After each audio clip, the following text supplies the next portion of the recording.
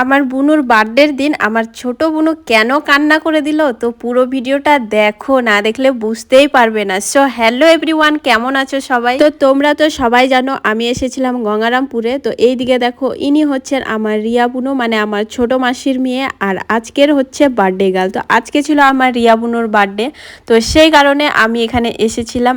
আর আমার বুনু এখান থেকেই পড়াশোনা করে, মানে আমার মামা বাড়ি থেকেই পড়াশোনা করে।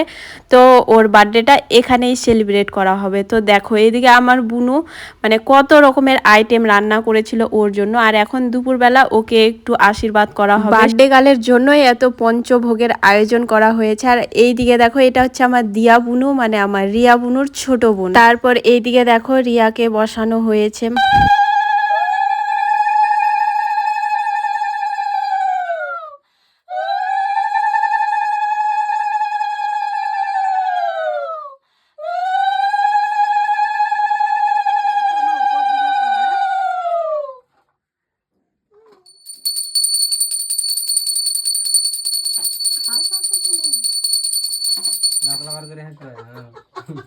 তো এবার বলি কি হয়েছিল আসল ঘটনাটা। তো আজকে রিয়া বুনুর বার্থডে উপলক্ষে মাসি ওর জন্য একটা সোনার লকেট বানিয়েছিল।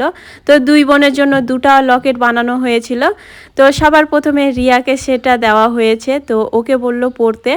তো ওই দেখে আমার ছোট বুনু মানে দিয়া বুনু কান্না করা শুরু করে দিয়েছে। ও ভেবেছে শুধু দিদির জন্যই লকেট বানিয়েছে, মানে ওর জন্য বানায়নি। তো ওকে দেওয়া হয়েছে, মানে ওকে দেওয়া হবে না, দিদিকেই দিয়েছে, আমাকে দেওয়া হবে না।